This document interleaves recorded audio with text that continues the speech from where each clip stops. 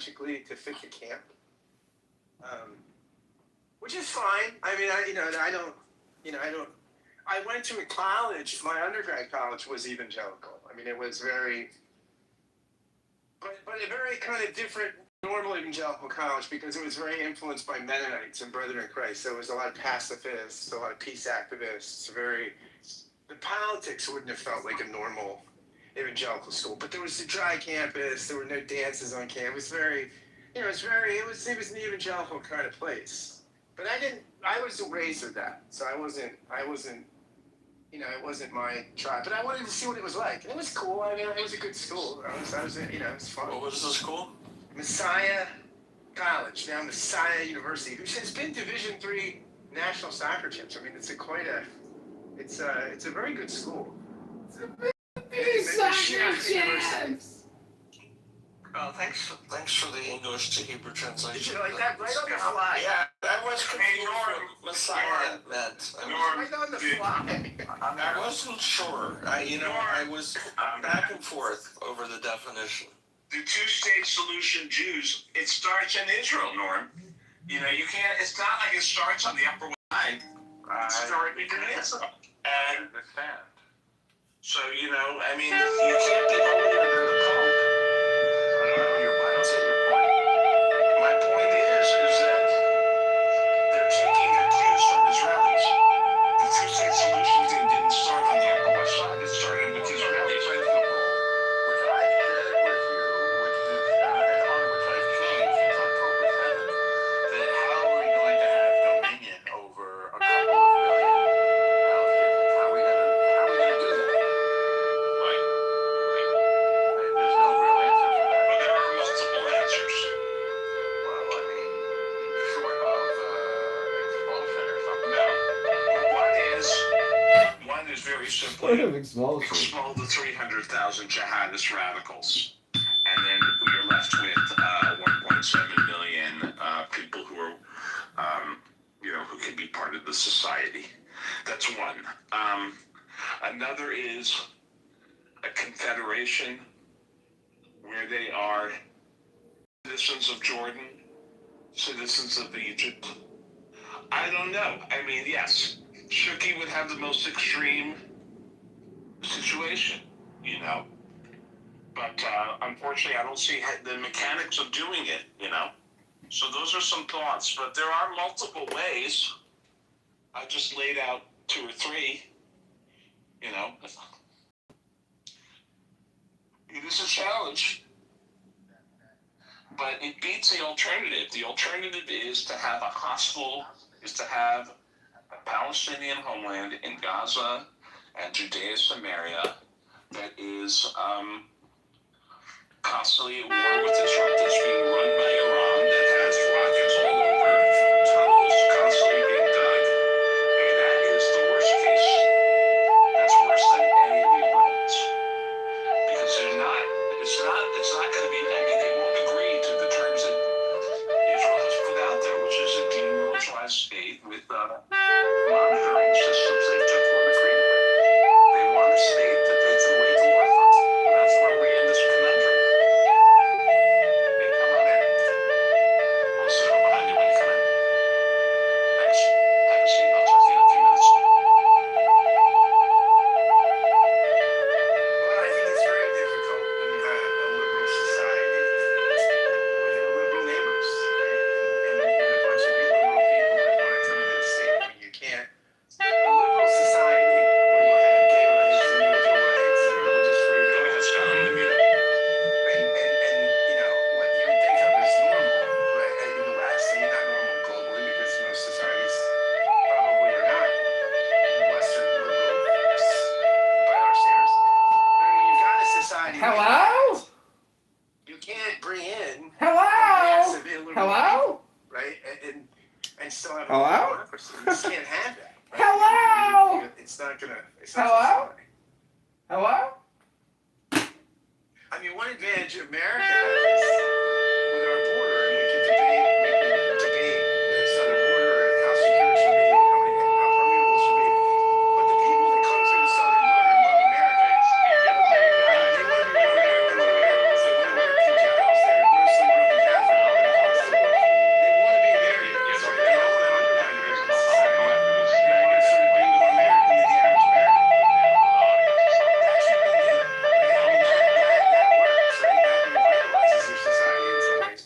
got people to get the DNA of this country, and they want to sort of build it. I think it's very difficult when you have immigration sort of dynamic, which I think Europe has struggled with, right? I mean, Europe has brought in folks from liberal countries that don't understand free speech and don't understand you do a satire of the prophet and you get stats. This is a hard thing. Adam, welcome. How are you? Well, there are now people predicting civil war in Europe over what you just said.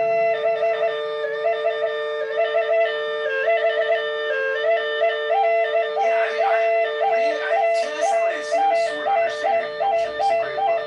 He gets at this, and he says, it's very provocative. He says, of course we can have Muslims in Europe, but they have to be Christian Muslims. And he didn't mean by that they have to convert to Christianity. What he meant by that was we have a liberal, democratic, plural society. We have a sort of state-established church, which allows, the monarch, but we allow religious freedom and pluralism and democracy. What he's saying is the Muslims have to buy into that. Right?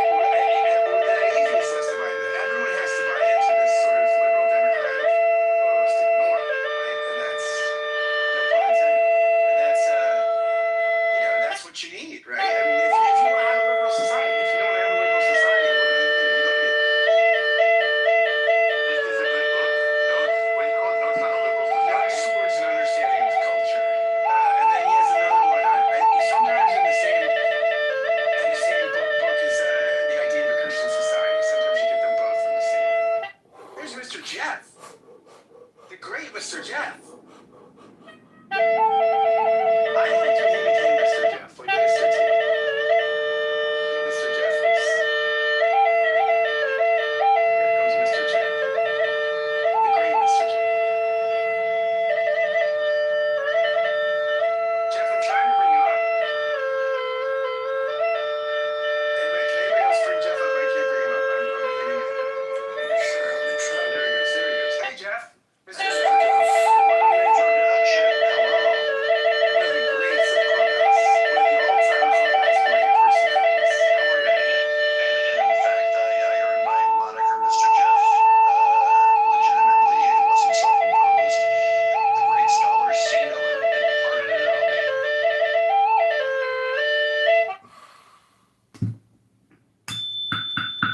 So how you been, Scott? I wanted to come up and say hi. I'm good, buddy. I don't see as many of your friends.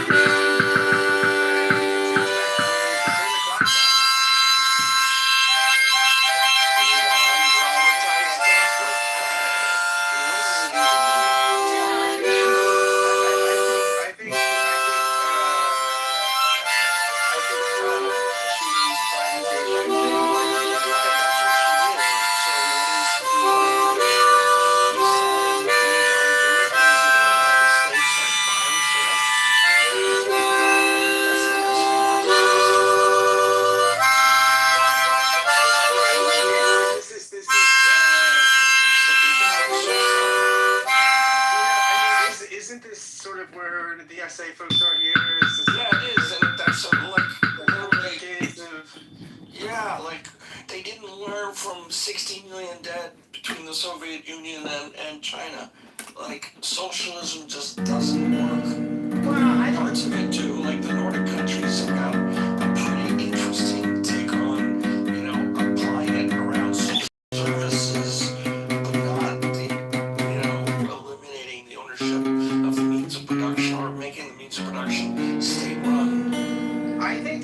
of Reagan's victory, right, was when Clinton, it was the Clinton presidency, right? When your opposition takes on your mantle, right? When Clinton says, "There, okay, you found my check," welfare reform. Clinton had his own version of it, right, which was actually successful. I mean, if you believe in that kind of government efficiency is successful, that is the Reaganite winning, right? Saying like, look, he's running to embrace us. Now, I don't think any Democrat would do that, right? I mean, no Democrat would fashion themselves after Reagan or Clinton. I mean, in fact, Clinton now, I think among mainstream Democrats is looked at as the betrayal, right? The one that let the fox into the henhouse. You mean the guy that allowed conservative ideology to infect his second term? Yes, and by most accounts, I mean, look, I think if you're a sort of non-ideological person, you look at that and say, this is success, right? I mean, you wind up with a two-term presidency that I think most people, again, they're not overly ideological, look at Clinton as relatively successful, right? It was a good 8 years. Well, here's the difference between him and Obama. Obama doubled down when he got the message, when he got his shellacking in the midterms, when he got his message that the country wanted a bit of moderation. So then he pulled out his pen and his phone and responded with executive orders. I think, at least he said he was. Yeah, and he didn't have the partners that Clinton had. I don't think he had Clinton's capacity to reach across the aisle, their hands across the aisle. I mean, Clinton had things Obama didn't have. Clinton was a much more experienced politician, like much more. And maybe also had a broader vision. I think community organizers, that's a very political position, I think. On a very low level. Like, Yeah, very large wealth of information. But Obama, though, for Obamacare, he did. I mean, look, he did not come at the Republicans when they left-wing program, right? I mean, he took something that was originally a Heritage Foundation idea, right? This was that when Hillary was thinking a more single-payer healthcare reform option under Clinton's presidency, the Heritage Foundation floated the nascent, Obamacare, which became Romneycare, which then became Obamacare. So that was, and Obama did offer, ask Republicans for a lot of help and suggestions, and they just didn't want to do it. I mean, but it did not. I mean, I don't think Obamacare was a left-wing policy, right? I mean, it was a sort of centrist, in some ways center-right, right? I mean, the big critique of it, I think, would be it was a blowjob to the insurance companies, right? I mean, to get some concessions from the insurance companies, you could argue, Obama gave up the store, right? To get sort of no preconditioned, pre-existing condition bias and stuff like that. I mean, this is not a sort of kind of left-wing, and I think most people on the left would have wanted to do it, right? And I don't think anybody on the left is excited about Obamacare, right? I mean, people would want much more, either Medicare for all or single payer or something like that.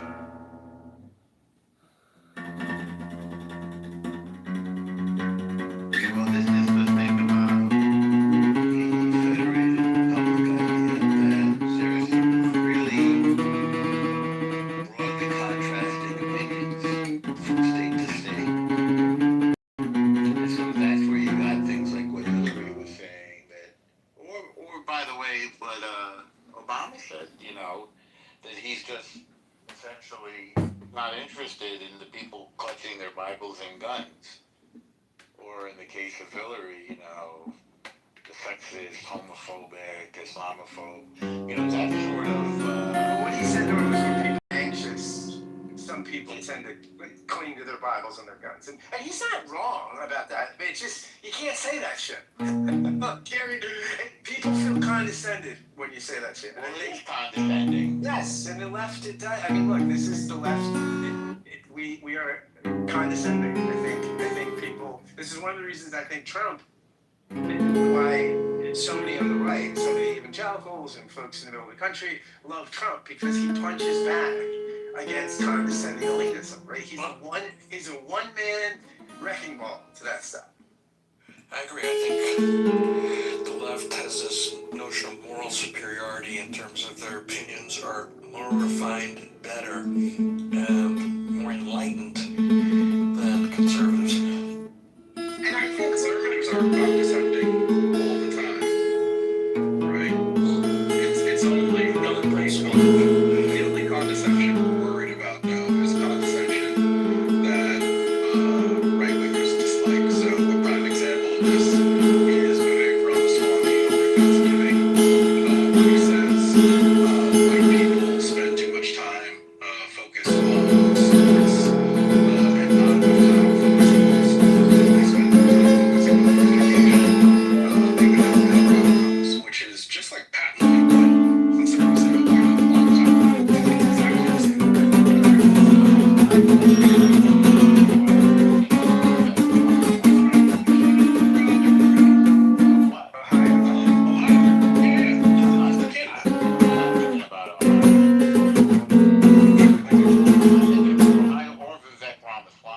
That's fine, but That's he's because you're a condescending New Yorker. yeah.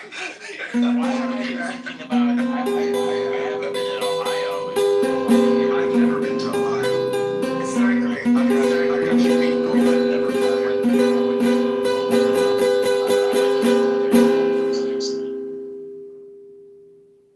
But I'm just making the point that it's only a certain sort of condescension that is viewed as Well, one is a presidential candidate who eventually won, and one is a guy that most people couldn't even pronounce. I mean, his name. Trump is very condescending to cities, right? To people who live in cities. How is he condescending? He says that cities are hellholes. Haven't heard him say that. You've never heard Yeah, no, I haven't heard him say that. Yeah, yeah. Hello? You know what? Hello?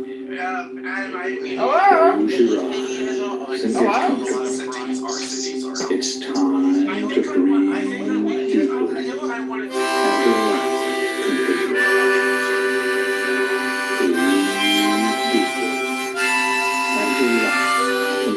allowing the quietness of spirit to come in.